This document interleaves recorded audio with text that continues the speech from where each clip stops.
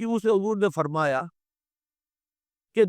جب اس امت کے آخری اور سب سے بڑے مجدد کا ظہور ہوگا، حضرت مہدی جنہیں ہم جانتے ہیں، تو ان کی حکومت کو عرب میں قائم کرنے کے لیے فوجیں مشرق سے آئے، یخرج ناس من المشرق یؤطئون للمہدی یعنی سلطانے. معلوم ہوا کہ عرب کے مشرقی علاقے میں کہیں وہ پہلے نظام قائم ہو چکا ہوگا. ایک اور حدیث میں آتا ہے کہ جس پہ گویا کہ پیشین گوئی ہے کہ یروشلم مسلمانوں کے ہاتھوں سے نکلا ہوا ہوگا اس وقت جیسے کہ آج ہے. حدیث کے الفاظ یہ ہے کہ یخرج من خراسان رایات سود لا یردھا شیء حتی تنصب بإیلیا. خراسان کے علاقے سے سیاہ پرچم دے کر فوجیں چلیں گی اور یہ پرچم جا کر سیدھے یروشلم میں نصب ہو جائیں گے، کوئی ان لشکروں کا رخ موڑ نہیں سکے.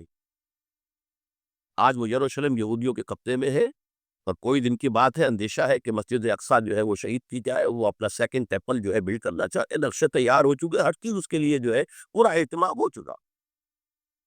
بہرحال یہ تو اشارات ہے جو احادیث ہمارے پاس ہے حوالوں کے ساتھ جو اس کے اندر درج ہے. اب مشرق میں الحمدللہ کہ ہندوستان بھی مشرقی میں تھا، پاکستان اب مشرق میں ہے، افغانستان مشرق میں ہے.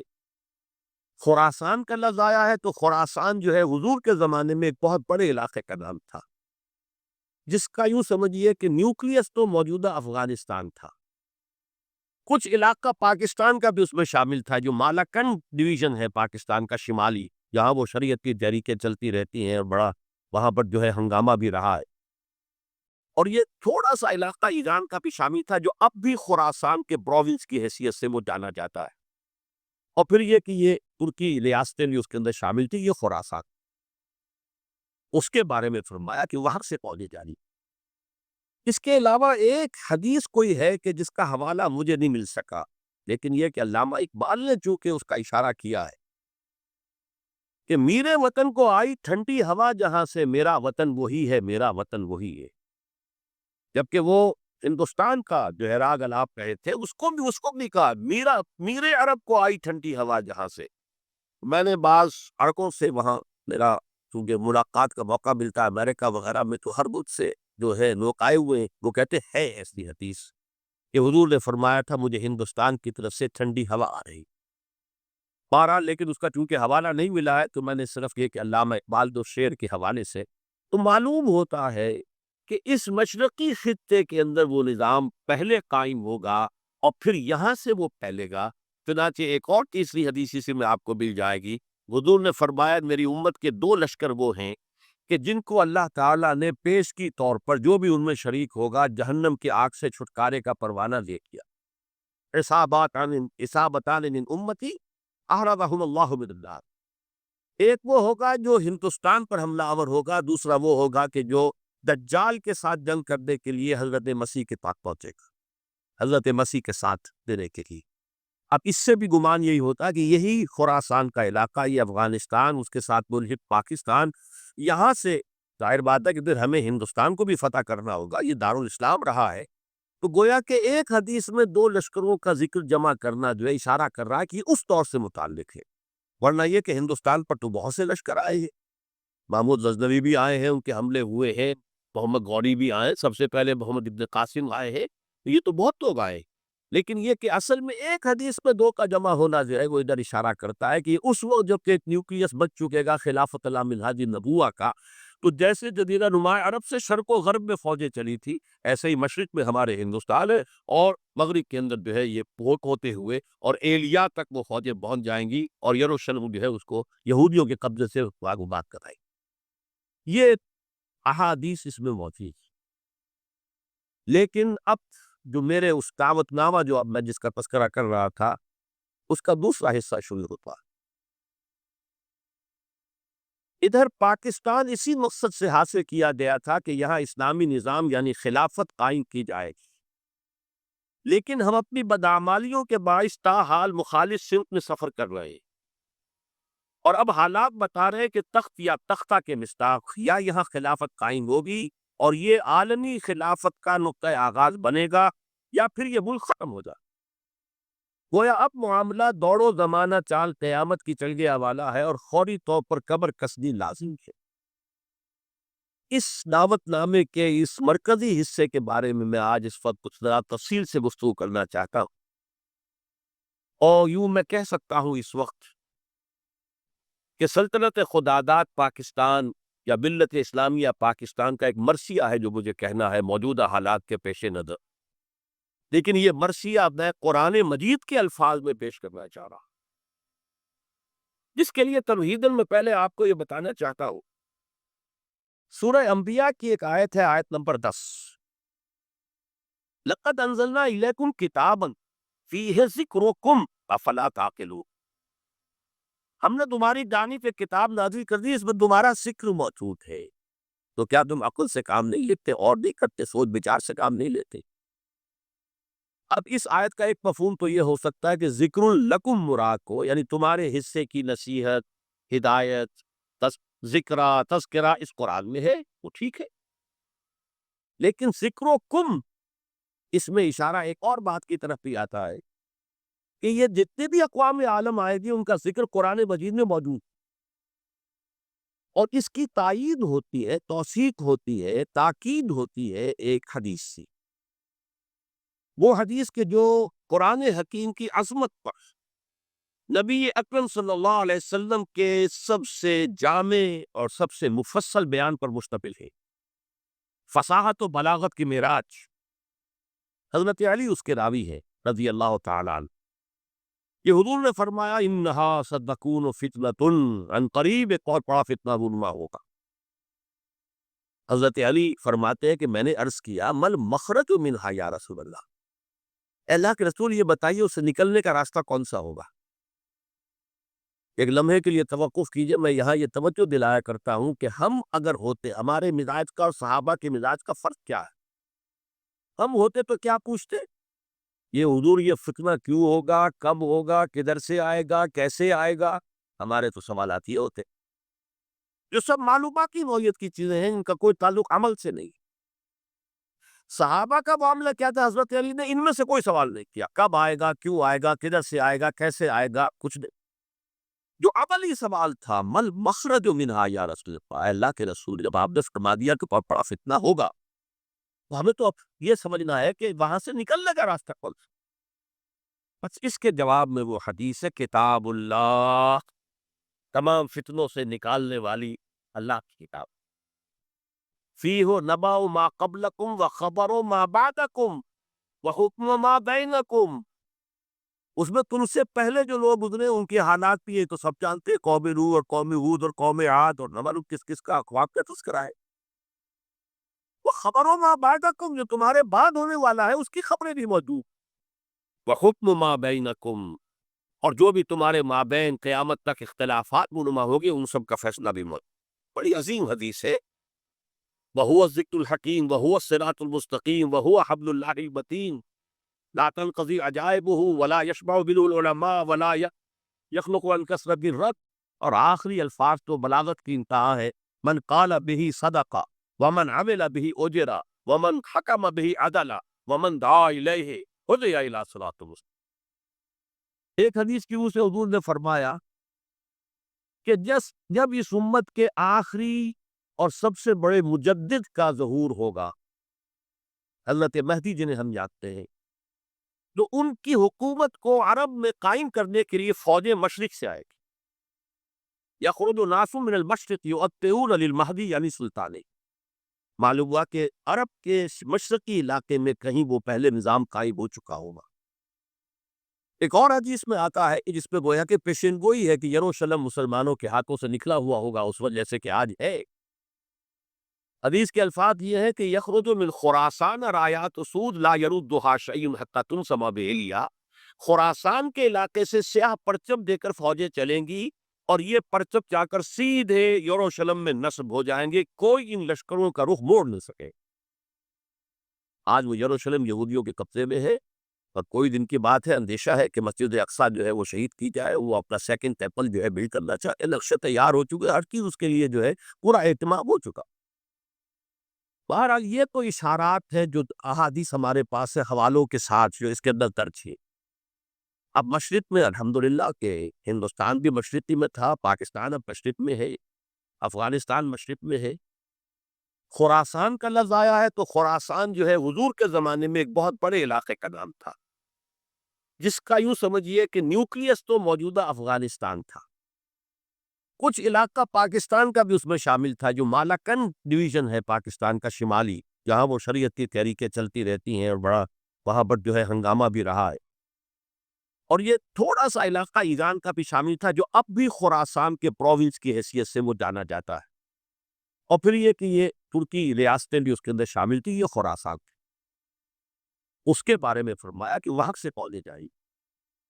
اس کے علاوہ ایک حدیث کوئی ہے کہ جس کا حوالہ مجھے نہیں مل سکا، لیکن یہ کہ علامہ اقبال نے چونکہ اس کا اشارہ کیا ہے کہ میرے وطن کو آئی ٹھنڈی ہوا جہاں سے، میرا وطن وہی ہے، میرا وطن وہی ہے۔ جبکہ وہ ہندوستان کا جو اعراض آپ رہے تھے، اس کو بھی کہا میرے عرب کو آئی ٹھنڈی ہوا جہاں سے۔ میں نے بعض عرقوں سے وہاں میرا چونکہ ملاقات کا موقع ملتا ہے امریکہ وغیرہ میں، تو ہر ملک سے جو ہے لوگ آئے ہوئے، وہ کہتے ہے ایسی حدیث کہ حضور نے فرمایا تھا مجھے ہندوستان کی طرف سے ٹھنڈی ہوا آ رہی۔ بہرحال لیکن اس کا چونکہ حوالہ نہیں ملا ہے، تو میں نے صرف یہ کہ علامہ اقبال تو شعر کے حوالے سے تو معلوم ہوتا ہے کہ اس مشرقی خطے کے اندر وہ نظام پہلے قائم ہوگا اور پھر یہاں سے وہ پھیلے گا۔ چنانچہ ایک اور تیسری حدیث سے میں آپ کو مل جائے گی، حضور نے فرمایا میری امت کے 2 لشکر وہ ہیں کہ جن کو اللہ تعالیٰ نے پیش کی طور پر جو بھی ان میں شریک ہوگا جہنم کی آگ سے چھٹکارے کا پروانہ دے دیا۔ اصابتان من امتی احرقہم اللہ بالنار۔ ایک وہ ہوگا جو ہندوستان پر حملہ آور ہوگا، دوسرا وہ ہوگا کہ جو دجال کے ساتھ جنگ کرنے کے لیے حضرت مسیح کے پاس پہنچے گا، حضرت مسیح کے ساتھ دینے کے لیے۔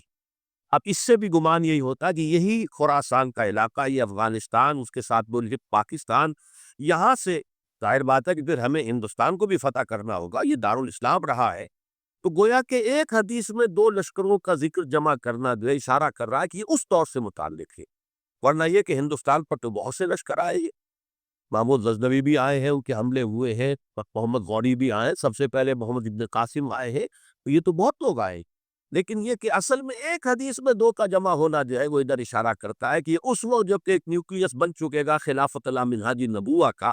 تو جیسے جزیرہ نماء عرب سے شرق و غرب میں فوجیں چلی تھی، ایسے ہی مشرق میں ہمارے ہندوستان ہے، اور مغرب کے اندر جو ہے یہ پورٹ ہوتے ہوئے اور ایلیا تک وہ فوجیں پہنچ جائیں گی، اور یروشلم جو ہے اس کو یہودیوں کے قبضے سے بعد بات کرائیں گی۔ یہ احادیث اس میں موجود۔ لیکن اب جو میرے اس دعوت نامہ جو اب میں جس کا تذکرہ کر رہا تھا، اس کا دوسرا حصہ شروع ہوتا ہے۔ ادھر پاکستان اسی مقصد سے حاصل کیا گیا تھا کہ یہاں اسلامی نظام یعنی خلافت قائم کی جائے گی، لیکن ہم اپنی بدعمالیوں کے باعث تاحال مخالف سمت میں سفر کر رہے ہیں، اور اب حالات بتا رہے کہ تخت یا تختہ کے مصداق یا یہاں خلافت قائم ہوگی اور یہ عالمی خلافت کا نقطۂ آغاز بنے گا، یا پھر یہ ملک ختم ہو جائے۔ گویا اب معاملہ دوڑ و زمانہ چال قیامت کی چل گیا والا ہے، اور فوری طور پر قبر کسدی لازم ہے۔ اس دعوت نامے کے اس مرکزی حصے کے بارے میں آج اس وقت کچھ ذرا تفصیل سے گفتگو کرنا چاہتا ہوں، اور یوں میں کہہ سکتا ہوں اس وقت کہ سلطنت خداداد پاکستان یا ملت اسلامیہ پاکستان کا ایک مرثیہ ہے جو مجھے کہنا ہے موجودہ حالات کے پیش نظر، لیکن یہ مرثیہ میں قرآن مجید کے الفاظ میں پیش کرنا چاہ رہا، جس کے لیے تمہیداً میں پہلے آپ کو یہ بتانا چاہتا ہوں۔ سورہ انبیاء کی ایک آیت ہے، آیت نمبر 10، لَقَدْ أَنزَلْنَا إِلَيْكُمْ كِتَابًا فِيهِ ذِكْرُكُمْ أَفَلَا تَعْقِلُونَ۔ ہم نے تمہاری دانی پہ کتاب نازل کر دی، اس میں تمہارا ذکر موجود ہے، تو کیا تم عقل سے کام نہیں لیتے اور نہیں کرتے، سوچ بچار سے کام نہیں لیتے؟ اب اس آیت کا ایک مفہوم تو یہ ہو سکتا ہے کہ ذکر لکم مراد کو، یعنی تمہارے حصے کی نصیحت، ہدایت، ذکرہ، تذکرہ اس قرآن میں ہے، وہ ٹھیک ہے، لیکن ذکر و کم اس میں اشارہ ایک اور بات کی طرف بھی آتا ہے کہ یہ جتنے بھی اقوام عالم آئے گی ان کا ذکر قرآن مجید میں موجود، اور کس کی تائید ہوتی ہے، توثیق ہوتی ہے، تاکید ہوتی ہے ایک حدیث سے، وہ حدیث کے جو قرآن حکیم کی عظمت پر نبی اکرم صلی اللہ علیہ وسلم کے سب سے جامع اور سب سے مفصل بیان پر مشتمل ہے۔ فصاحت و بلاغت کی معراج، حضرت علی اس کے راوی ہے رضی اللہ تعالیٰ عنہ، کہ حضور نے فرمایا انہا صدقون فتنۃ، ان قریب ایک اور بڑا فتنہ رونما ہوگا۔ حضرت علی فرماتے ہیں کہ میں نے عرض کیا مل مخرج منہا یا رسول اللہ، اے اللہ کے رسول یہ بتائیے اسے نکلنے کا راستہ کون سا ہوگا۔ ایک لمحے کے لیے توقف کیجئے، میں یہاں یہ توجہ دلایا کرتا ہوں کہ ہم اگر ہوتے، ہمارے مزاج کا اور صحابہ کے مزاج کا فرق کیا ہے؟ ہم ہوتے تو کیا پوچھتے؟ یہ حضور یہ فتنہ کیوں ہوگا، کب ہوگا، کدھر سے آئے گا، کیسے آئے گا؟ ہمارے تو سوالات یہ ہوتے جو سب معلوماتی نوعیت کی چیزیں ہیں، ان کا کوئی تعلق عمل سے نہیں ہے۔ صحابہ کا معاملہ کیا تھا؟ حضرت علی نے ان میں سے کوئی سوال نہیں کیا، کب آئے گا، کیوں آئے گا، کدھر سے آئے گا، کیسے آئے گا، کچھ نہیں۔ جو عملی سوال تھا مل مخرج منہا یا رسول اللہ، اے اللہ کے رسول جب آپ نے فرما دیا کہ بہت بڑا فتنہ ہوگا تو ہمیں تو اب یہ سمجھنا ہے کہ وہاں سے نکلنے کا راستہ کون سا؟ بس اس کے جواب میں وہ حدیث ہے کتاب اللہ، تمام فتنوں سے نکالنے والی اللہ کی کتاب، فیہ نبأ ما قبلکم وخبر ما بعدکم وحکم ما بینکم، اس میں تم سے پہلے جو لوگ گزرے ان کے حالات بھی یہ تو سب جانتے ہیں، قوم نوح اور قوم ہود اور قوم عاد، اور نہ معلوم کس کس کا اقوام کا تذکرہ ہے۔ وہ خبروں ما بعدکم، جو تمہارے بعد ہونے والا ہے اس کی خبریں بھی موجود، وحکم ما بینکم، اور جو بھی تمہارے مابین قیامت تک اختلافات رونما ہوگی ان سب کا فیصلہ بھی موجود۔ بڑی عظیم حدیث ہے، وَهُوَ الذِّكْرُ الْحَكِيمُ وَهُوَ الصِّرَاطُ الْمُسْتَقِيمُ وَهُوَ حَبْلُ اللَّهِ الْمَتِينُ لا تنقضي عجائبه ولا يشبع به العلماء ولا يخلق عن کثرت الرب، اور آخری الفاظ تو بلاغت کی انتہا ہے، من قال به صدق ومن عمل به اجر ومن حکم به عدل ومن دعا الیہ ہدی الی صراط مستقیم۔ اس نے کوئی بات کہی اس قرآن کی بنیاد پر، اس نے سچ کہا، جس نے عمل کیا اس کا اجر محفوظ ہے،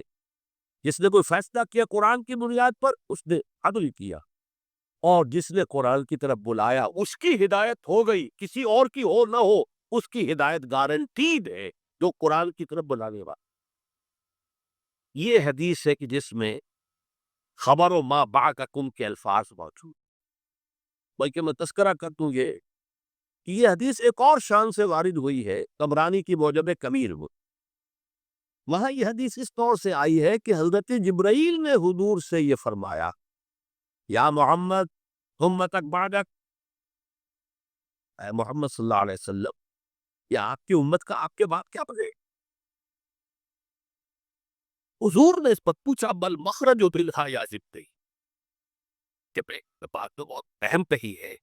ابھی تو میں ہوں، انا بین اظہرکم، ابھی تو اے مسلمانوں میں تمہارے مابین ہوں، لیکن ایک وقت تو آئے گا، آخر دور نبوت کے خاتمے کی خبر حضور نے دی تھی تو کوئی آپ نے مثال کی خبر دی تھی، جانا ہے مجھے، انک میت وانہم میتون، یہ تو قرآن مجید میں تھا، لیکن اس کا حل کیا ہوگا اے جبرائیل؟ تب انہوں نے کہا کتاب اللہ فیہ نبأ من قبلکم ومن خبر ما بعدکم وحکم ما بینکم، یہ پوری یہ ایک اور ہی شان کے ساتھ یہی روایت آتی۔ بات میں اس حوالے سے آپ کے سامنے قرآن حکیم کی 6 آیات،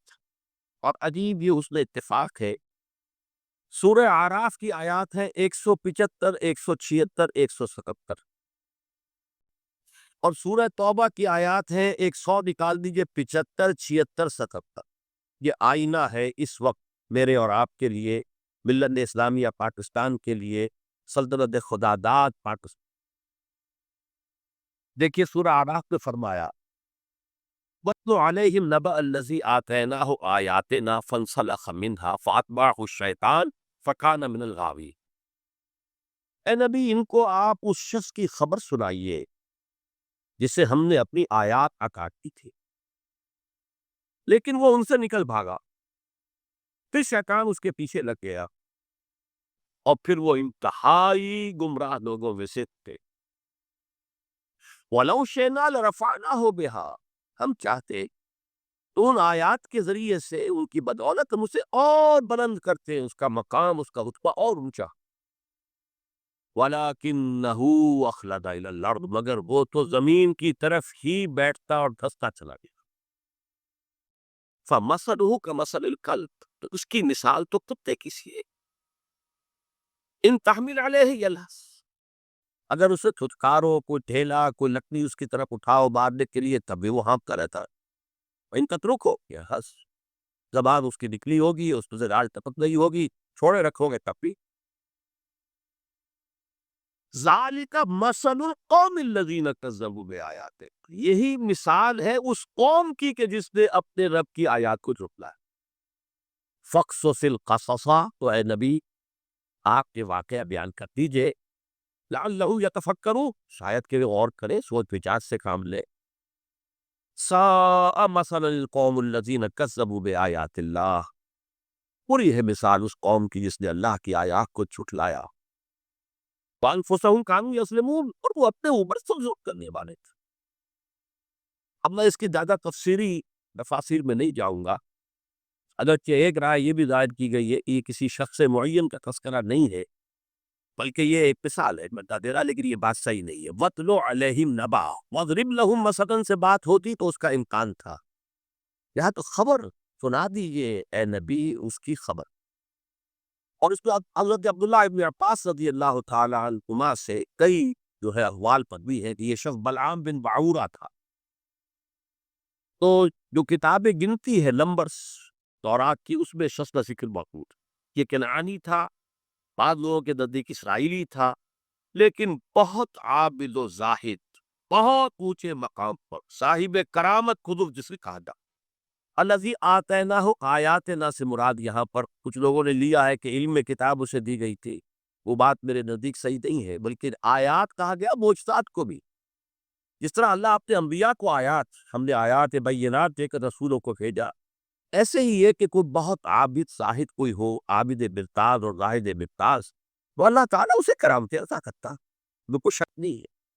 کرامات الاولیاء حق، اس میں کسی شک و شبہ کی جائز نہیں۔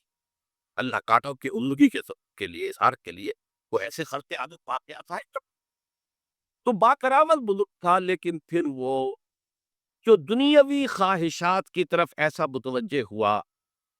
کہ اس کی ساری نیکی، ساری اس کی بزرگی، ساری وہ حالیت ختم ہو کر رہ گئی، وہ انتہائی پاتال میں جب۔ بعض مفسرین نے حضور کے دور کے دو اشخاص کا ذکر بھی کیا ہے۔ امیہ ابن ابی صلت ایک بہت بڑا شاعر تھا کہ جس کی اشعار میں توحید رچی بسی ہوئی، توقع یہ تھی کہ کوئی حضور کا سب سے بڑا جو ہے وہ سپورٹر بن جائے گا، لیکن نہیں، وہ خارق ہو گئے۔ اسی طریقے سے ابو عامر راہب تھا، جیسے ورقہ ابن نوفل مکے میں تھے۔ ایک حدیث کی سے حضور نے فرمایا کہ جب اس امت کے آخری اور سب سے بڑے مجدد کا ظہور ہوگا، حضرت مہدی جنہیں ہم جانتے ہیں، تو ان کی حکومت کو عرب میں قائم کرنے کے لیے فوجیں مشرق سے آئیں گی۔ یخرج ناس من المشرق یؤطئون للمہدی، یعنی سلطانے، معلوم ہوا کہ عرب کے مشرقی علاقے میں کہیں وہ پہلے نظام قائم ہو چکا ہوگا۔ ایک اور حدیث میں آتا ہے کہ جس میں گویا کہ پیشن گوئی ہے کہ یروشلم مسلمانوں کے ہاتھوں سے نکلا ہوا ہوگا اس وقت، جیسے کہ آج ہے۔ حدیث کے الفاظ یہ ہیں کہ یخرج من خراسان رایات سود لا یردها شیء حتی تنصب بإیلیا، خراسان کے علاقے سے سیاہ پرچم دے کر فوجیں چلیں گی اور یہ پرچم جا کر سیدھے یروشلم میں نصب ہو جائیں گے، کوئی ان لشکروں کا رخ موڑ نہیں سکے۔ ایک حدیث کی سے حضور نے فرمایا کہ جب اس امت کے آخری اور سب سے بڑے مجدد کا ظہور ہوگا، حضرت مہدی جنہیں ہم جانتے ہیں، تو ان کی حکومت کو عرب میں قائم کرنے کے لیے فوجیں مشرق سے آئے گی۔ یخرج ناس من المشرق یؤطئون للمہدی، یعنی سلطانے، معلوم ہوا کہ عرب کے مشرقی علاقے میں کہیں وہ پہلے نظام قائم ہو چکا ہوگا۔ ایک اور حدیث میں آتا ہے جس پہ گویا کہ پیشین گوئی ہے کہ یروشلم مسلمانوں کے ہاتھوں سے نکلا ہوا ہوگا اس وقت، جیسے کہ آج ہے۔ حدیث کے الفاظ یہ ہے کہ یخرج من خراسان رایات سود لا یردها شیء حتی تنصب بإیلیا، خراسان کے علاقے سے سیاہ پرچم دے کر فوجیں چلیں گی اور یہ پرچم جا کر سیدھے یروشلم میں نصب ہو جائیں گے، کوئی ان لشکروں کا رخ موڑ نہ سکے۔ آج وہ یروشلم یہودیوں کے قبضے میں ہے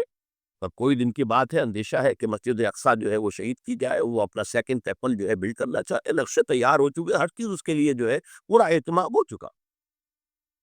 بہرحال یہ تو اشارات ہیں جو احادیث ہمارے پاس ہے حوالوں کے ساتھ جو اس کے اندر درج ہے۔ اب مشرق میں الحمدللہ کہ ہندوستان بھی مشرقی میں تھا، پاکستان اب مشرق میں ہے، افغانستان مشرق میں ہے۔ خراسان کا لفظ آیا ہے تو خراسان جو ہے حضور کے زمانے میں ایک بہت بڑے علاقے کا نام تھا،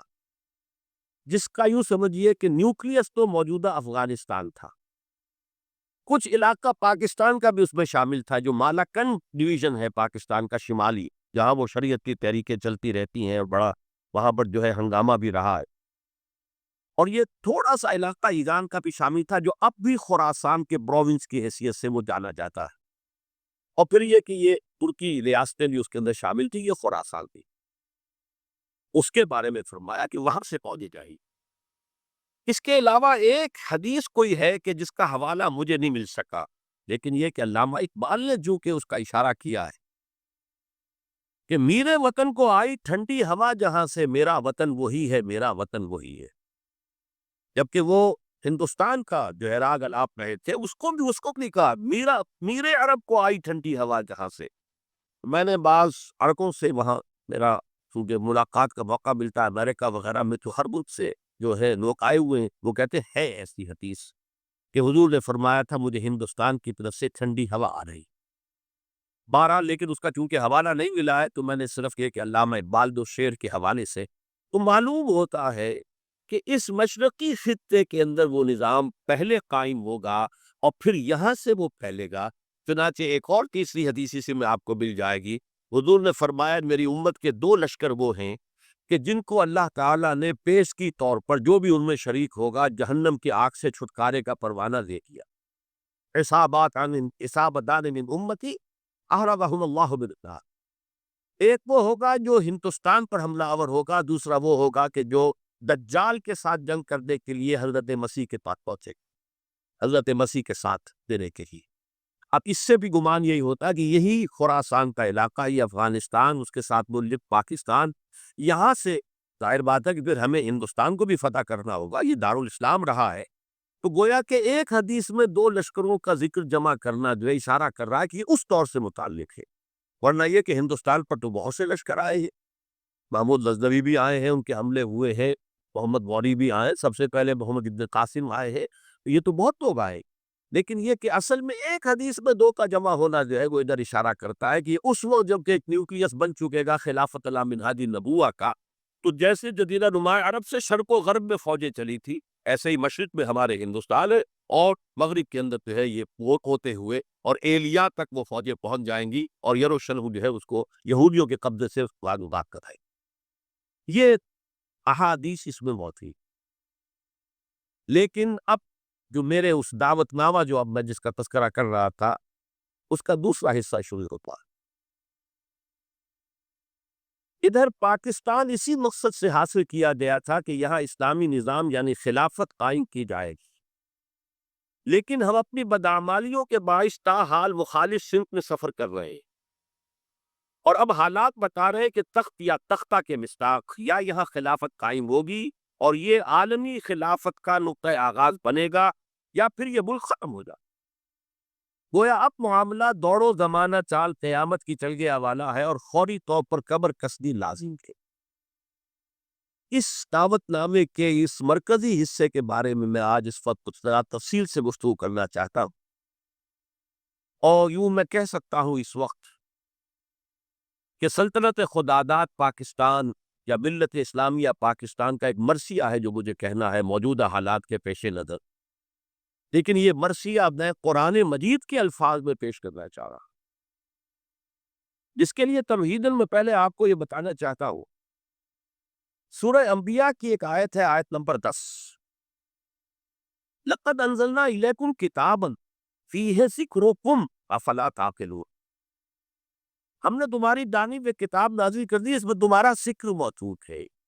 تو کیا تم عقل سے کام نہیں لیتے، اور نہیں کرتے، سوچ بچار سے کام نہیں لیتے؟ اب اس آیت کا ایک مفہوم تو یہ ہو سکتا ہے کہ ذکر لکم مراد کو، یعنی تمہارے حصے کی نصیحت، ہدایت، ذکرہ، تذکرہ اس قرآن میں ہے، وہ ٹھیک ہے، لیکن ذکر و کم، اس میں اشارہ ایک اور بات کی طرف بھی آتا ہے کہ یہ جتنے بھی اقوام عالم آئے گی ان کا ذکر قرآن مجید میں موجود، اور اس کی تائید ہوتی ہے، توثیق ہوتی ہے، تاکید ہوتی ہے ایک حدیث سے،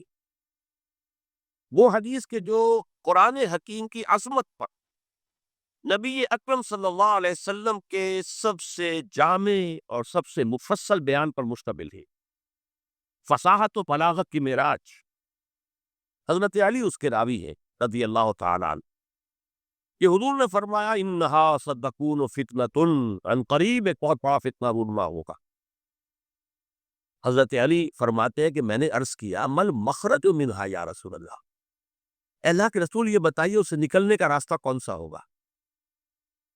ایک لمحے کے لیے توقف کیجئے، میں یہاں یہ توجہ دلایا کرتا ہوں کہ ہم اگر ہوتے، ہمارے مزاج کا اور صحابہ کے مزاج کا فرق کیا ہے؟ ہم ہوتے تو کیا پوچھتے؟ یہ حضور یہ فتنہ کیوں ہوگا، کب ہوگا، کدھر سے آئے گا، کیسے آئے گا؟ ہمارے تو سوالات یہ ہوتے جو سب معلوماتی نوعیت کی چیزیں ہیں، ان کا کوئی تعلق عمل سے نہیں ہے۔ صحابہ کا معاملہ کیا تھا؟ حضرت علی نے ان میں سے کوئی سوال نہیں کیا، کب آئے گا، کیوں آئے گا، کدھر سے آئے گا، کیسے آئے گا، کچھ نہیں۔ جو عملی سوال تھا مل مخرج منہا یا رسول اللہ، اے اللہ کے رسول جب آپ نے فرما دیا کہ بہت بڑا فتنہ ہوگا تو ہمیں تو اب یہ سمجھنا ہے کہ وہاں سے نکلنے کا راستہ کون سا؟ بس اس کے جواب میں وہ حدیث ہے کتاب اللہ، تمام فتنوں سے نکالنے والی اللہ کی کتاب، فیہ نبأ ما قبلکم و خبر ما بعدکم و حکم ما بینکم،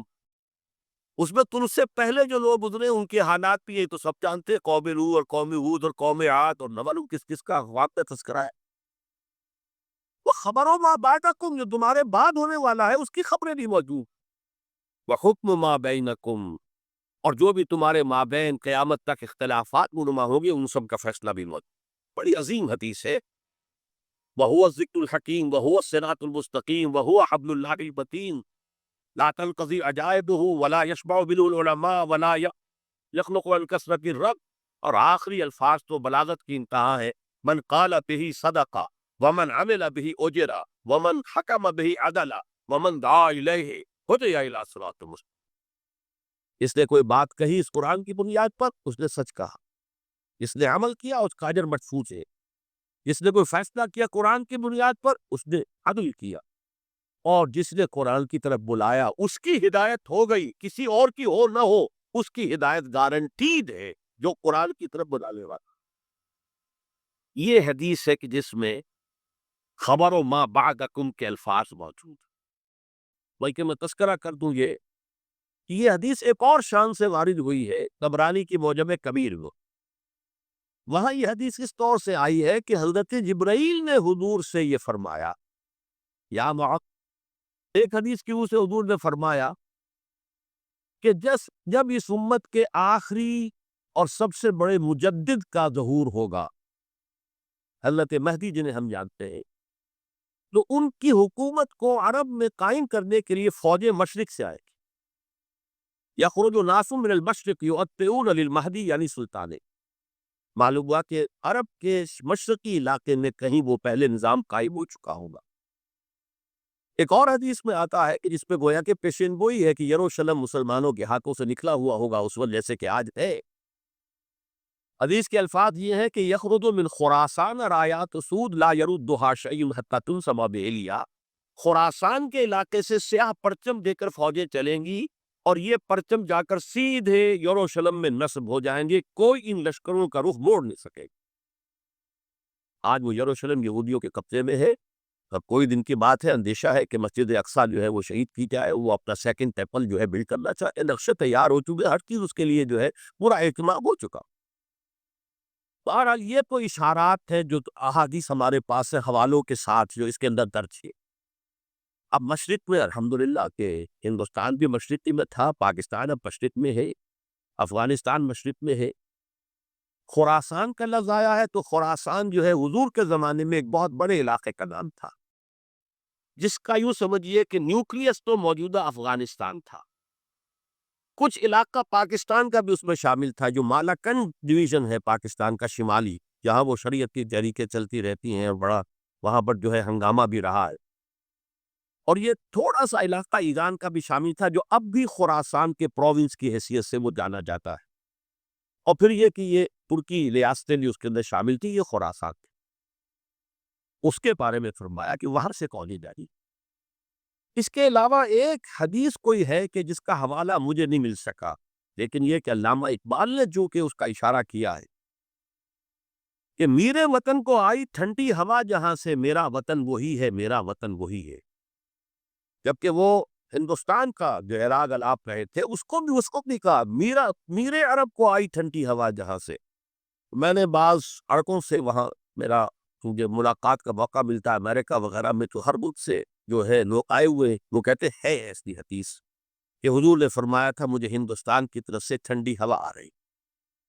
بہرحال لیکن اس کا چونکہ حوالہ نہیں ملا ہے تو میں نے صرف یہ کہ علامہ اقبال تو شعر کے حوالے سے تو معلوم ہوتا ہے کہ اس مشرقی خطے کے اندر وہ نظام پہلے قائم ہوگا اور پھر یہاں سے وہ پھیلے گا۔ چنانچہ ایک اور تیسری حدیث سے میں آپ کو مل جائے، ایک حدیث کی روح سے حضور نے فرمایا کہ جب اس امت کے آخری اور سب سے بڑے مجدد کا ظہور ہوگا، حضرت مہدی جنہیں ہم جانتے ہیں، تو ان کی حکومت کو عرب میں قائم کرنے کے لیے فوجیں مشرق سے آئے۔ یخرج ناس من المشرق یؤطئون للمہدی یعنی سلطان۔ معلوم ہوا کہ عرب کے مشرقی علاقے میں کہیں وہ پہلے نظام قائم ہو چکا ہوگا۔ ایک اور حدیث میں آتا ہے جس پہ گویا کہ پیشین گوئی ہے کہ یروشلم مسلمانوں کے ہاتھوں سے نکلا ہوا ہوگا اس وقت جیسے کہ آج ہے۔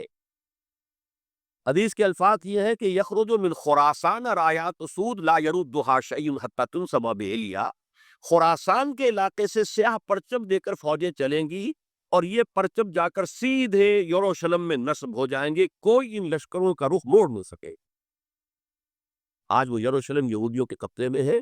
اور کوئی دن کی بات ہے، اندیشہ ہے کہ مسجد اقصیٰ جو ہے وہ شہید کی جائے، وہ اپنا سیکنڈ ٹیمپل جو ہے بلڈ کرنا چاہے، نقشے تیار ہو چکے، ہر چیز اس کے لیے جو ہے پورا اہتمام ہو چکا۔ بہرحال یہ تو اشارات ہیں جو احادیث ہمارے پاس ہے حوالوں کے ساتھ جو اس کے اندر درج ہے۔ اب مشرق میں الحمدللہ کہ ہندوستان بھی مشرقی میں تھا، پاکستان اب مشرق میں ہے، افغانستان مشرق میں ہے۔ خراسان کا لفظ آیا ہے تو خراسان جو ہے حضور کے زمانے میں ایک بہت بڑے علاقے کا نام تھا، جس کا یوں سمجھیے کہ نیوکلیس تو موجودہ افغانستان کا، کچھ علاقہ پاکستان کا بھی اس میں شامل تھا، جو مالاکنڈ ڈویژن ہے پاکستان کا شمالی، جہاں وہ شریعت کی تحریکیں چلتی رہتی ہیں اور بڑا وہاں پر جو ہے ہنگامہ بھی رہا ہے۔ اور یہ تھوڑا سا علاقہ ایران کا بھی شامل تھا جو اب بھی خراسان کے پروونس کی حیثیت سے وہ جانا جاتا ہے، اور پھر یہ کہ یہ ترکی ریاستیں بھی اس کے اندر شامل تھی، یہ خراسان تھی۔ اس کے بارے میں فرمایا کہ وہاں سے کون تاریخ۔ اس کے علاوہ ایک حدیث کوئی ہے کہ جس کا حوالہ مجھے نہیں مل سکا، لیکن یہ کہ علامہ اقبال نے جو کہ اس کا اشارہ کیا ہے کہ میرے وطن کو آئی ٹھنڈی ہوا جہاں سے، میرا وطن وہی ہے، میرا وطن وہی ہے۔ جبکہ وہ ہندوستان کا جو عراق آپ رہے تھے اس کو بھی کہا میرے عرب کو آئی ٹھنڈی ہوا جہاں سے۔ میں نے بعض اڑکوں سے وہاں میرا کیونکہ ملاقات کا موقع ملتا ہے امریکہ وغیرہ میں، تو ہر ملک سے جو ہے لوگ آئے ہوئے، وہ کہتے ہے ایسی حدیث کہ حضور نے فرمایا تھا مجھے ہندوستان کی طرف سے ٹھنڈی ہوا آ رہی۔ بہرحال لیکن اس کا چونکہ حوالہ نہیں ملا ہے تو میں نے صرف یہ کہ علامہ اقبال تو شعر کے حوالے سے تو معلوم ہوتا ہے کہ اس مشرقی خطے کے اندر وہ نظام پہلے قائم ہوگا اور پھر یہاں سے وہ پھیلے گا۔ چنانچہ ایک اور تیسری حدیثی سے میں آپ کو مل جائے گی، حضور نے فرمایا میری امت کے دو لشکر وہ ہیں کہ جن کو اللہ تعالیٰ نے پیش کی طور پر جو بھی ان میں شریک ہوگا جہنم کی آگ سے چھٹکارے کا پروانہ دے دیا۔ اصابتان من امتی احرقهم اللہ بالنار۔ ایک وہ ہوگا جو ہندوستان پر حملہ آور ہوگا، دوسرا وہ ہوگا کہ جو دجال کے ساتھ جنگ کرنے کے لیے حضرت مسیح کے پاس پہنچے گا، حضرت مسیح کے ساتھ دینے کے لیے۔ اب اس سے بھی گمان یہی ہوتا ہے کہ یہی خراسان کا علاقہ، یہ افغانستان، اس کے ساتھ ملحق پاکستان، یہاں سے ظاہر بات ہے کہ پھر ہمیں ہندوستان کو بھی فتح کرنا ہوگا، یہ دارالاسلام رہا ہے۔ تو گویا کہ ایک حدیث میں دو لشکروں کا ذکر جمع کرنا جو اشارہ کر رہا ہے کہ اس دور سے متعلق ہے، ورنہ یہ کہ ہندوستان پر تو بہت سے لشکر آئے ہیں، محمود غزنوی بھی آئے ہیں، ان کے حملے ہوئے ہیں، محمد غوری بھی آئے ہیں، سب سے پہلے محمد ابن قاسم آئے ہیں، تو یہ تو بہت لوگ آئے ہیں۔ لیکن یہ کہ اصل میں ایک حدیث میں دو کا جمع ہونا جو ہے وہ ادھر اشارہ کرتا ہے کہ اس وقت جب کہ ایک نیوکلیس بن چکے گا خلافت علی منہاج نبوہ کا، تو جیسے جزیرہ نما عرب سے شرق و غرب میں فوجیں چلی تھی، ایسے ہی مشرق میں ہمارے ہندوستان ہے، اور مغرب کے اندر جو ہے یہ پورٹ ہوتے ہوئے اور ایلیا تک وہ فوجیں پہنچ جائیں گی، اور یروشلم جو ہے اس کو یہودیوں کے قبضے سے آزاد کرائیں گی۔ یہ احادیث اس میں بہت تھی، لیکن اب جو میرے اس دعوت نامہ جو اب میں جس کا تذکرہ کر رہا تھا، اس کا دوسرا حصہ شروع ہوتا ہے۔ ادھر پاکستان اسی مقصد سے حاصل کیا گیا تھا کہ یہاں اسلامی نظام یعنی خلافت قائم کی جائے گی، لیکن ہم اپنی بدعمالیوں کے باعث تاحال مخالف سمت میں سفر کر رہے ہیں، اور اب حالات بتا رہے کہ تخت یا تختہ کے مصداق یا یہاں خلافت قائم ہوگی اور یہ عالمی خلافت کا نقطۂ آغاز بنے گا، یا پھر یہ ملک ختم ہو جائے۔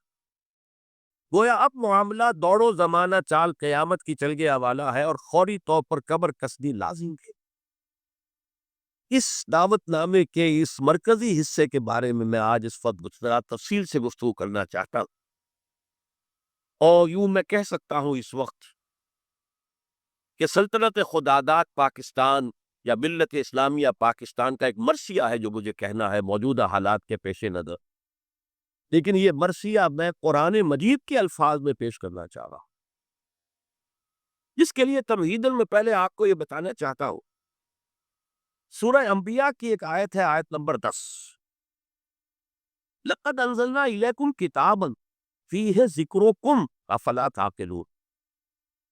ہم نے تمہاری جانب ایک کتاب نازل کر دی، اس میں تمہارا ذکر موجود ہے، تو کیا تم عقل سے کام نہیں لیتے اور نہیں کرتے، سوچ بچار سے کام نہیں لیتے؟ اب اس آیت کا ایک مفہوم تو یہ ہو سکتا ہے کہ ذکر لکم مراد کو، یعنی تمہارے حصے کی نصیحت، ہدایت، تذکرہ اس قرآن میں ہے، وہ ٹھیک ہے، لیکن ذکرکم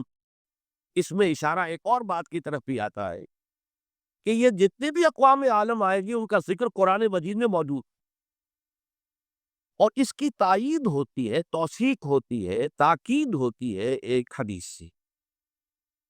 وہ حدیث کے جو قرآن حکیم کی عظمت پر نبی اکرم صلی اللہ علیہ وسلم کے سب سے جامع اور سب سے مفصل بیان پر مشتمل ہے، فصاحت و بلاغت کی معراج۔ حضرت علی اس کے راوی ہے رضی اللہ تعالی عنہ، کہ حضور نے فرمایا انہا صدقون فتنۃ، ان قریب ایک بہت بڑا فتنہ رونما ہوگا۔ حضرت علی فرماتے ہیں کہ میں نے عرض کیا مل مخرج منہا یا رسول اللہ، اللہ کے رسول یہ بتائیے اس سے نکلنے کا راستہ کون سا ہوگا؟ ایک لمحے کے لیے توقف کیجئے، میں یہاں یہ توجہ دلایا کرتا ہوں کہ ہم اگر ہوتے، ہمارے مزاج کا اور صحابہ کے مزاج کا فرق کیا ہے؟ ہم ہوتے تو کیا پوچھتے؟ یہ حضور یہ فتنہ کیوں ہوگا، کب ہوگا، کدھر سے آئے گا، کیسے آئے گا؟ ہمارے تو سوالات یہ ہوتے جو سب معلوماتی نوعیت کی چیزیں ہیں، ان کا کوئی تعلق عمل سے نہیں۔ صحابہ کا معاملہ کیا تھا؟ حضرت علی نے ان میں سے کوئی سوال نہیں کیا، کب آئے گا، کیوں آئے گا، کدھر سے آئے گا، کیسے آئے گا، کچھ نہیں۔ جو عملی سوال تھا مل مخرج منہا یا رسول اللہ، اللہ کے رسول جب آپ نے فرما دیا کہ بہت بڑا فتنہ ہوگا، تو ہمیں تو اب یہ سمجھنا ہے کہ وہاں سے نکلنے کا راستہ کون سا؟ بس اس کے جواب میں وہ حدیث ہے کتاب اللہ، تمام فتنوں سے نکالنے والی اللہ کی کتاب، فیہ نبأ ما قبلکم وخبر ما بعدکم وحکم ما بینکم، اس میں تم سے پہلے جو لوگ گزرے ان کے حالات بھی یہ تو سب جانتے، قوم نوح اور قوم ہود اور قوم عاد اور نہ معلوم کس کس کا اقوام کا تذکرہ ہے، وہ خبروں ما بعدکم جو تمہارے بعد ہونے والا ہے اس کی خبریں بھی موجود، وحکم ما بینکم اور جو بھی تمہارے مابین قیامت تک اختلافات رونما ہوگی ان سب کا فیصلہ بھی موجود۔ بڑی عظیم حدیث ہے، وَهُوَ الذِّكْرُ الْحَكِيمُ وَهُوَ الصِّرَاطُ الْمُسْتَقِيمُ وَهُوَ حَبْلُ اللَّهِ الْمَتِينُ لا تنقضي عجائبه ولا يشفع به العلماء ولا يخلق عن كثرة الرب، اور آخری الفاظ تو بلاغت کی انتہا ہے، من قال به صدق ومن عمل به اجر ومن حکم به عدل ومن دعا الیہ ہدی الی صراط مستقیم۔ اس نے کوئی بات کہی اس قرآن کی بنیاد پر، اس نے سچ کہا، اس نے عمل کیا، اس کا اجر محفوظ ہے، اس نے کوئی فیصلہ کیا قرآن کی بنیاد پر، اس نے عدل کیا، اور جس نے قرآن کی طرف بلایا اس کی ہدایت ہو گئی، کسی اور کی ہو نہ ہو، اس کی ہدایت گارنٹیڈ ہے، جو قرآن کی طرف بلانے والا۔ یہ حدیث ہے کہ جس میں خبر و ما بعدکم کے الفاظ پہنچوں،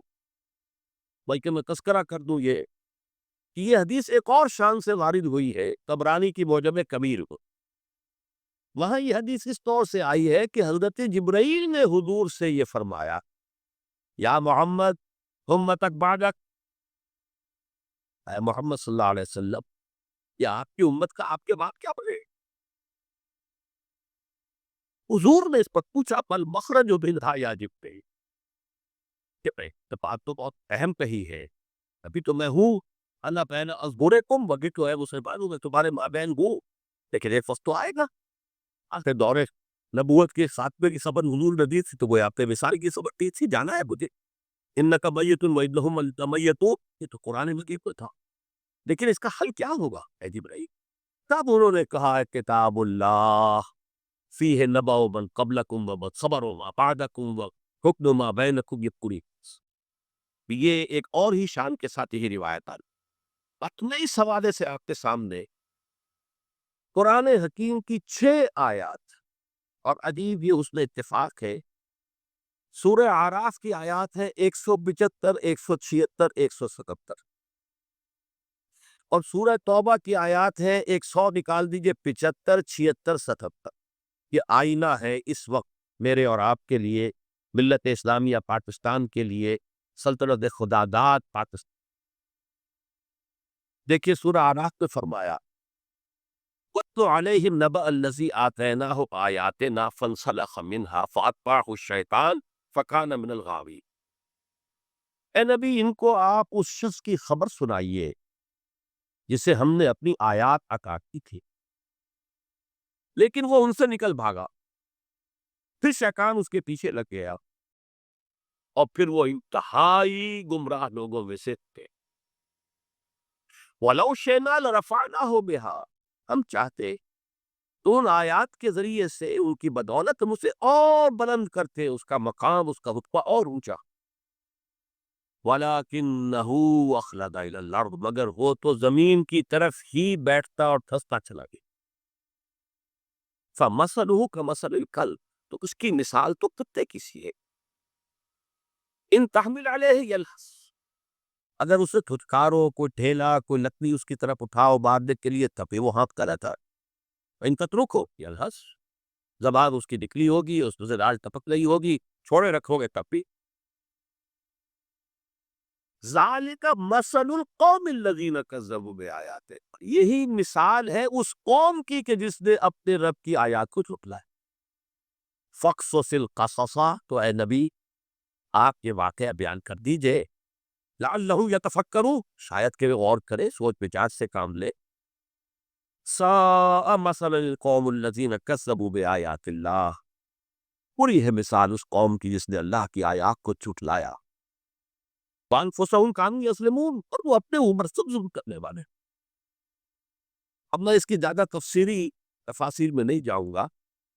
اگرچہ ایک رائے یہ بھی ظاہر کی گئی ہے، یہ کسی شخص معین کا تذکرہ نہیں ہے، بلکہ یہ ایک مثال ہے بتا تیرا، لیکن یہ بات صحیح نہیں ہے۔ وَاتْلُ عَلَيْهِمْ نَبَأَ، وَاضْرِبْ لَهُمْ مَثَلًا سے بات ہوتی تو اس کا امکان تھا، یہاں تو خبر سنا دیجیے اے نبی، اس کی خبر۔ اور اس میں حضرت عبداللہ ابن عباس رضی اللہ تعالیٰ عنہما سے کئی جو ہے احوال پر بھی ہے، یہ شخص بلعام بن بعورہ تھا، تو جو کتاب گنتی ہے نمبرز تورات کی، اس میں شخص کا ذکر موجود ہے۔ یہ کنعانی تھا، بعض لوگوں کے نزدیک اسرائیلی تھا، لیکن بہت عابد و زاہد، بہت اونچے مقام پر، صاحب کرامت بزرگ جسے کہا جاتا۔ الذی آتیناہ آیاتنا سے مراد یہاں پر کچھ لوگوں نے لیا ہے کہ علم کتاب اسے دی گئی تھی، وہ بات میرے نزدیک صحیح نہیں ہے، بلکہ آیات کہا گیا معجزات کو بھی،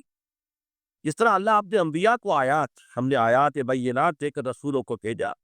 ایسے ہی ہے کہ کوئی بہت عابد زاہد کوئی ہو، عابد مرتاز اور زاہد مرتاز، تو اللہ تعالیٰ اسے کرامتیں عطا کرتا، وہ بشک نہیں۔ کرامات الاولیاء حق، اس میں کسی شک و شبہ کی جائز نہیں۔ اللہ کا کہ کے لیے، اظہار کے لیے وہ ایسے خرق عادت واقعات آئے۔ تو باکرامت بزرگ تھا، لیکن پھر وہ جو دنیاوی خواہشات کی طرف ایسا متوجہ ہوا کہ اس کی ساری نیکی، ساری اس کی بزرگی، ساری روحانیت ختم ہو کر رہ گئی، وہ انتہائی پاتال میں جا۔ بعض مفسرین نے وطور کے دور کے دو اشخاص کا ذکر بھی کیا ہے۔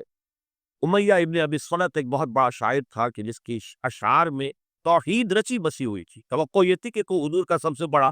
جو ہے وہ سپورٹر بن جائے گا، لیکن نہیں، وہ خارق ہو گئے۔ اسی طریقے سے ابو عامر راہب تھا، جیسے ورقہ ابن نوفل مکے میں تھے، تو وہ جا کر جو ہے وہ شام میں انہوں نے عیسائیت اختیار کی، اور وہ بہت بڑے عالم تھے، کان یکتب التوراۃ بالعبرانیہ۔ اسی طرح یہ ابو عامر خزرجی تھا، اور یہ بھی عیسائی ہو گیا تھا، شام میں رہا، اور پھر یہ بہت بڑا زاہد اور عابد اور عالم شخص تھا، لیکن یہی بدترین دشمن ہو گیا محمد رسول اللہ کا، جبکہ ورقہ ابن نوفل نے جو ہے حضور کی تصدیق کی تھی جب حضرت خدیجہ رضی اللہ تعالی عنہا لے کر گئی تھی حضور کو کے پاس۔ بہرحال میرے نزدیک یہ بلعام بن باعورہ ہی کا تذکرہ ہے جو ہو رہا ہے کہ وہ بہت با کرامات بزرگ تھا، لیکن زمینی خواہشات دو سب سے نمایاں، بطن، پیٹ کھانے کو مانگتا ہے، یہ انسان کی بہت بڑی کو، اس لیے کہ ظاہر بات ہے جو پریزرویشن آف دی سیلف ہے، اپنے بقا کے لیے اسے جزا چاہیے، لیکن اس کے ساتھ چٹخارا بھی لگا ہوا ہے، یہ اس کے ساتھ اضافی شے ہے۔ اور دوسری ہے جنسی خواہش، شہوت، پریزرویشن آف دی اسپیشیز، اپنی نسل کو برقرار رکھنے کی۔ یہ دونوں جو ہے حرصیں انسان کے اندر جب یہ اعتدال سے بڑھتی ہے تو تباہی کا ذریعہ بنتی ہے۔ لیکن یہاں نوٹ کیجئے کہ ایک شخص جسے اللہ نے اپنی آیات عطا کی، صاحب کرامت قدوت تھا، لیکن وہ اس سے نکل بھاگا، اور یہاں فرمایا پھر شیطان اس کے پیچھے لگ گیا، اور یہ بہت اہم نکتہ ہے، یعنی اولاً نہیں شیطان کے اغوا سے کوئی شخص جو ہے وہ گمراہ ہوا کرتا۔ قرآن مجید میں صاف یہ بات آئی ہوئی ہے، ان عبادی لیس لک علیہم سلطان، دیکھو تمہیں ہم مہلت تو دے رہے ہیں، قیامت تک کے لیے تمہاری زندگی طویل ہوگی، اور تم ہمارے بندوں کو جس طرح چاہو گمراہ کرنے کی کوشش کرنا، لیکن تمہیں اختیار کوئی حاصل نہیں ہوگا، اختیار اسے حاصل نہیں۔ تو جو شخص خود اپنی جو ہے داخلی غلط تقاضوں کے تحت غلط راستہ اختیار کرتا ہے، پھر شیطان اس کے پیچھے لگ جاتا ہے، وَأَتْبَعَهُ الشَّيْطَانُ، تو شیطان اس کے پیچھے لگ گیا، فَكَانَ مِنَ الْغَاوِينَ، پھر وہ ہمارے ہاں جو بروکیل لینگویج میں پھر برے کو گھر تک پہنچا کر رہتا ہے، وہ پھر آخری درجے تک پہنچا کر ہی وہ بس کرتا ہے، تو اس درجے تک بلعام بن باعورہ پہنچ گیا۔ وَلَوْ شِئْنَا رَفَعْنَاهُ بِهَا، آپ چاہتے تو اسے اور بلند کرتے، اس کے اور مقام اونچا ہوتا، وَلَٰكِنَّهُ أَخْلَدَ إِلَى الْأَرْضِ، وہ تو زمین میں دستہ چلا گیا، زمین سے مراد وہی زمینی خواہشات، نفسانی خواہشات۔ فَمَثَلُهُ كَمَثَلِ الْكَلْبِ، اس کی مثال کتے کی۔ اب کتا وہ جانور ہے حیوانات کو، پیٹ اور جنس دونوں شہوتیں اس میں انتہا کو پہنچ، لہذا چاہے خوب پیٹ بھرا ہو کسی صاحب کا یا کسی میم کا کتا ہو، خوب گوشت کھا کے گھر سے نکلا ہو، لیکن پھر بھی وہ باہر جائے گا تو ہر شے کو سوچے گا کہ شاید کوئی کھانے کی چیز ہو، یہ اس کی یہی سمجھ جبلت کے اندر داخل، یہاں تک کہ آپ اس کو کوئی پوچھے کا چھیکا ماریے مارنے کے لیے تو وہ اس کو بھی سوچے گا کہ شاید اس میں کوئی کھانے کی کوئی شے موجود ہو، چلے گا بھی تو ادھر ادھر ہوتا ہوا سونگتا ہوا، اور وہ اپنی شرمگاہ کو چاٹتا رہتا۔ دونوں جو حرصے ہیں اس کے اندر انتہا کی، اور اس کا پھر ظہور کیا ہوتا، زبان ہر وقت نکلی ہوئی ہانپ رہا ہے، ہر وقت ہانپ رہا ہے، پیٹ بھرا ہو تب بھی ہانپ رہا ہے، اور پیٹ خالی ہو تب بھی ہانپ رہا ہے، تھکا ہوا تب بھی ہانپ رہا ہے، کھڑا ہوا تب بھی ہانپ رہا ہے، زبان نکلی ہوئی ہے، اور اس کے اندر سے گال ٹپک گئے۔ یہ مثال دی ہے، جیسے قرآن مجید میں گدھے کی مثال بھی آئی ہے، مثل الذین حملوا التوراۃ ثم لم یحملوها کمثل الحمار یحمل اسفارا، مثال اس قوم کی جس کو ہم نے تورات عطا کی تھی، حامل تورات بنائی گئی تھی، وہ قوم پھر اس نے اس کا حق ادا نہیں کیا، اس گدھے کسی مثال ہے جس پر کتابوں کا بوجھ زیادہ ہو، ایسے یہ بتے کی مثال دی گئی ہے۔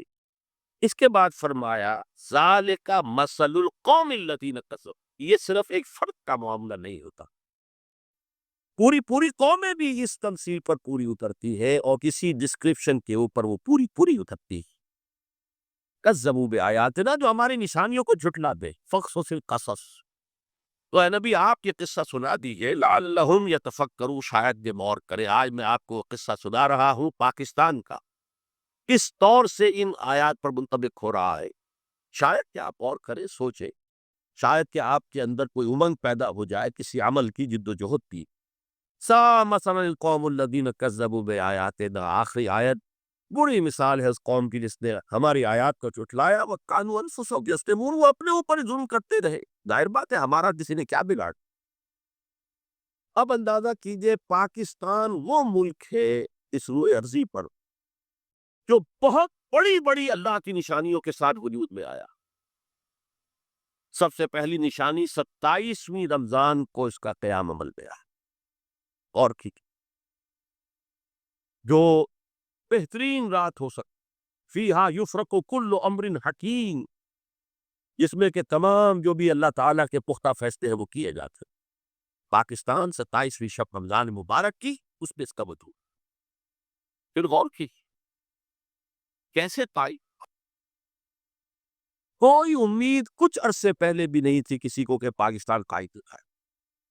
عام طور پر سمجھا گیا تھا یہ مسلم لیگ نے بارگیننگ کے لیے اتنی بڑی بات کری ہے، وہ لیتے کر معاملہ ہو جائے گا۔ اور سب سے بڑی بات یہ کہ خود ایک سال پہلے قائد اعظم کیبنٹ مشن پہل کو تسلیم کر چکے۔ اس کا کیا مطلب تھا کہ کم سے کم 10 سال کے لیے ایک آزاد پاکستان کا وجود مؤخر ہو گئے۔